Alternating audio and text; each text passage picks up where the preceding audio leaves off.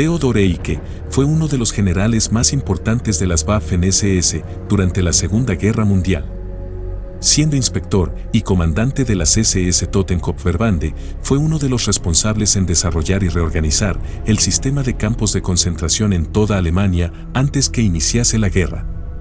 En 1939 se encargó de la creación y formación de la división Totenkopf con las unidades bajo su mando. Theodor Eicke nació el 17 de octubre de 1892 en Hampont, en Lorena, cuando entonces formaba parte del Imperio Alemán. Era el menor de 11 hijos y su padre era jefe de estación. Después de haber asistido a la escuela, a los 17 años se alistó como voluntario en el ejército bávaro. Al comenzar la Primera Guerra Mundial, en 1914, Eicke se desempeñó como empleado, asistente de pago y soldado de infantería. Y por su valentía durante la guerra, fue galardonado con la Cruz de Hierro de segunda clase. A pesar de estar condecorado, Eicke pasó la mayor parte del conflicto detrás de las líneas como pagador de regimiento. Tras el final de la Primera Guerra Mundial, Eicke comenzó a estudiar en una escuela técnica en la ciudad de Ilmenau, pero se vio obligado a abandonarlo debido a la falta de fondos. A partir de 1920, siguió una carrera como oficial de policía hasta que se salió en 1923 debido al rechazo a la República de Weimar. Finalmente, terminó trabajando en IG Farben, un conglomerado de empresas químicas en Ludwigshafen, y permaneció allí como jefe de seguridad interna. En diciembre de 1928, Eicke se inscribió al Partido Nacionalsocialista y al mismo tiempo a la CSA, dejándolo en agosto de 1930 para unirse a las SS, donde rápidamente ascendió de rango. Un año después, el 15 de octubre de 1931, fue ascendido al rango de SS Standartenführer por Heinrich Himmler, el Reichsführer de las SS. Sus actividades políticas llamaron la atención hasta el punto que Eicke fue despedido por IG Farben en 1932.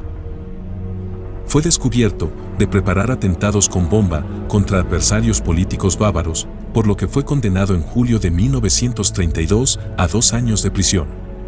Escapó de la condena gracias a la protección del ministro de Justicia, Franz Gürtner.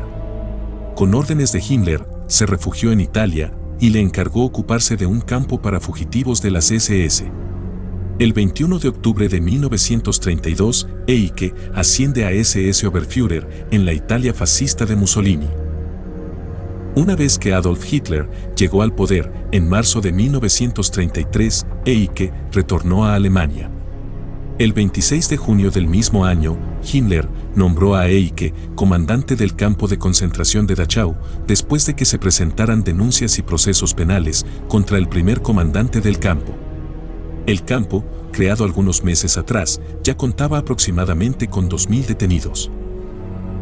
Eicke solicitó una unidad permanente que estuviera subordinada solo a él, creándose así las unidades de guardia de las SS. Theodor Eicke reorganizó inmediatamente las nuevas bases en el sistema de campos de concentración de Dachau y concibió un sistema que se utilizó como modelo para futuros campos en toda Alemania. Estableció nuevas disposiciones de vigilancia que incluían disciplina rígida, obediencia total a las órdenes y reglamentos disciplinarios y de castigo más estrictos para los detenidos. Se entregaron uniformes, tanto para los prisioneros como para los guardias. Y fue Eicke quien introdujo el pijama de rayas azules y blancas que llegó a simbolizar los campos de concentración en toda Europa. Y los uniformes de los guardias del campo tenían una insignia en sus cuellos de un cráneo con huesos cruzados. Era conocido por su frialdad. Detestaba la debilidad y esto instruyó a sus hombres. El antisemitismo y el antibolchevismo de Eicke, así como su insistencia en la obediencia incondicional, causaron una impresión positiva en Himmler. Es por eso que el 30 de enero de 1934 asciende a SS Brigadier Führer. El 30 de junio de 1934, por orden de Hitler, se da lo que se conoció como la Noche de los Cuchillos Largos. Eicke, junto con otros miembros de las SS, ejecutaron y encarcelaron a varios líderes de las SA. Se dice que Eike fue el que entró a la celda y colocó una pistola sobre la mesa de la prisión de Rom. Cuando se negó a suicidarse, Eike y su ayudante entraron y dispararon a Rom el 1 de julio de 1934. Demostrando su total fidelidad, tras haber participado en esta acción, el 4 de julio de 1934, Himmler nombra oficialmente a Eike inspector de los campos de concentración. Y 7 días después, fue ascendido a SS-Gruppenführer el 11 de julio de 1934. En su papel, como inspector de campos de concentración, inició una reorganización masiva de los campos en 1935. El 29 de marzo de 1936, los guardias de los campos de concentración y las unidades administrativas fueron designados oficialmente como SS Totenkopfverbände, nombrando a Eike como su comandante. Los campamentos más pequeños fueron desmantelados y reemplazados por nuevos campamentos más grandes. Se mantuvo el campo de concentración de Dachau, luego se abrieron los campos de concentración de Sachsenhausen, Buchenwald, Mauthausen, Flossenbürg y Ravensbrück hasta 1939.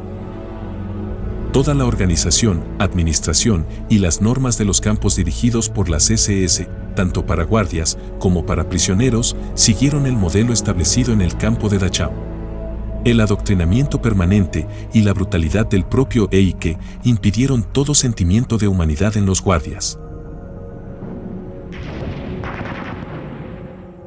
Fue bajo el mando de Eike, en 1939, cuando empezó la transformación de las SS Totenkopfverbände con vistas a convertirlos en unidades aptas para combatir en el frente, constituyendo la división SS Totenkopf, que se formó a partir de los guardias de los campos de Oberbayern, Brandenburgo, Turingen, más soldados de la Guardia de Danzig.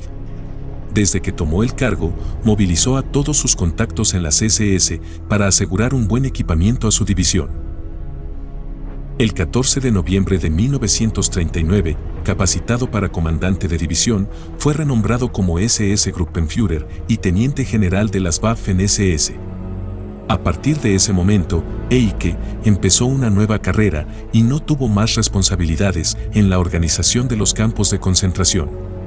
Cambió de funciones, pero sus convicciones continuaron siendo las mismas. En la invasión de Polonia, las unidades de la Totenkopf siguieron a las tropas alemanas por la retaguardia para acabar la resistencia interior. La brutalidad y el gran número de crímenes realizados por la división fueron objeto de fuertes críticas por parte de oficiales de la Wehrmacht. La división estaba tan escasa de vehículos pesados que Eike tuvo que rogar, tomar prestado e incluso robar lo necesario para equipar a sus unidades. En el frente occidental, en 1940, la división avanzó por el norte de Francia. Al llegar al norte de Cambrai, lucharon con éxito, tomando 16.000 prisioneros franceses, donde ejecutaron varias tropas senegalesas y marroquíes que trataban de rendirse. Al avanzar hacia el norte, se perpetró la masacre de Le Paradis, el 27 de mayo, durante la cual se ejecutó a casi un centenar de presos británicos. El 31 de mayo de 1940, Eike recibió la Cruz de Hierro de primera clase. Sufrieron grandes pérdidas durante la campaña de Francia. Se calcula que Eike perdió 300 oficiales en 10 días de combate, sufriendo más bajas que el resto de las divisiones de las SS. Es por eso que fue necesario transferir elementos, esta vez de unidades regulares de las Waffen-SS y no de batallones de guardias de campos de concentración. Para sustituir sus pérdidas, requisaron vehículos locales y otros materiales franceses. En la invasión de la Unión Soviética de junio de 1941, la división Totenkopf fue asignada al Grupo de Ejércitos Norte. Entró en acción con la segunda oleada, atravesando Letonia y Lituania, donde barrió toda resistencia. El 7 de julio, cuando entabló combate contra las defensas soviéticas, el vehículo de Eike pasó sobre una mina y este resultó gravemente herido en una pierna. Eike fue trasladado de urgencia a Alemania para recibir el máximo tratamiento. Mientras tanto, la división continuó su avance con el mando temporal del SS Oberführer Matthias Kleinmeister-Kamp hasta el 18 de julio, cuando fue reemplazado por el SS Brigadierführer Georg Kepler. La división se encontró con una fuerte oposición durante la aproximación a Leningrado, pasando todo el mes de agosto en muy duros combates. Después de 74 días, el 19 de septiembre, Theodor Eicke retoma el mando de la división, cuando a finales del mismo mes, la división sufrió un contraataque soviético monumental en Luzno. La división estaba seriamente debilitada y cuando el avance alemán comenzó a perder fuerza, tuvo que atrincherarse. Pasaron el final de 1941 defendiéndose. El 26 de diciembre de 1941, Eicke recibió la Cruz de Caballero de la Cruz de Hierro. El gradual desgaste del combate dejó a la Totenkopf al 50% de su potencia original.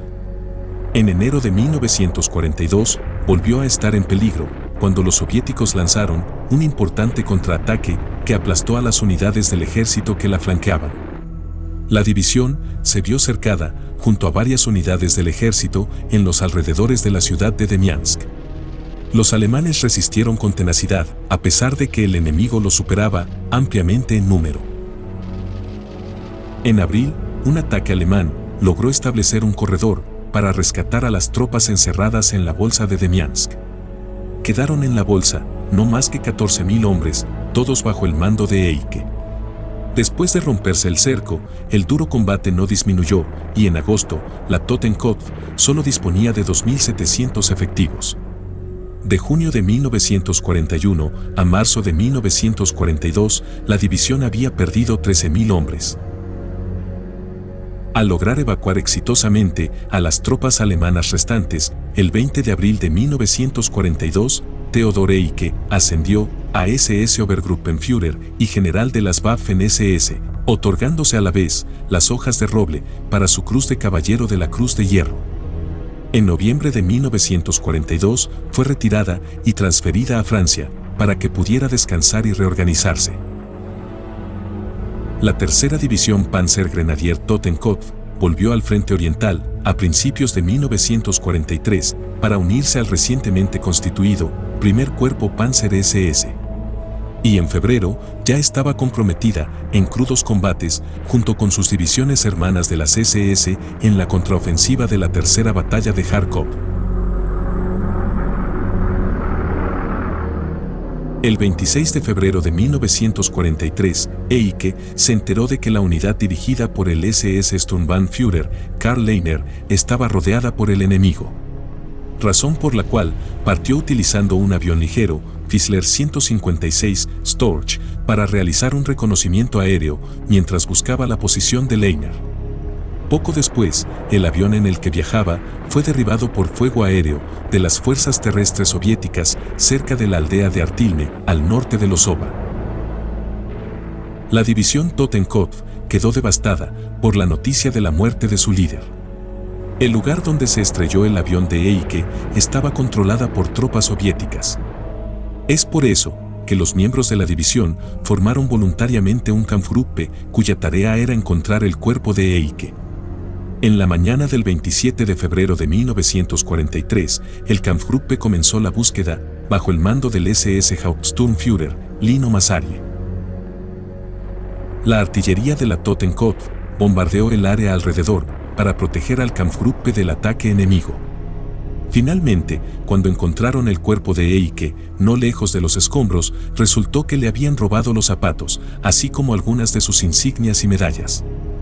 A medida que la búsqueda continuaba en el lugar, se pudo encontrar sus hojas de roble, así como varios otros artículos personales. La propaganda alemana levantó la figura de un héroe en Theodor Eicke. Y poco después de su muerte, uno de los regimientos de infantería de la Totenkopf recibió su nombre. Al principio, Eicke fue enterrado en una tumba para soldados alemanes, cerca de Orilka. Pero luego, en septiembre de 1943, Himmler ordenó que sus restos fueran exhumados y vueltos a enterrar en el cementerio de Hegewald, al sur de Zitomir. Cuando las tropas alemanas se retiraron del frente oriental, en 1944, el cuerpo de Eicke todavía estaba enterrado ahí. El cuerpo permaneció en Ucrania, donde probablemente fue demolido por las fuerzas soviéticas, ya que tenían la costumbre de destruir las tumbas alemanas. Theodor Eicke, el gestor principal en la creación de la división Totenkopf, es una de las principales figuras de la historia de las SS. Charles Sindor, en su libro Soldados de la Destrucción, lo describió como el arquitecto, constructor y director del sistema alemán de los campos de concentración antes de la Segunda Guerra Mundial.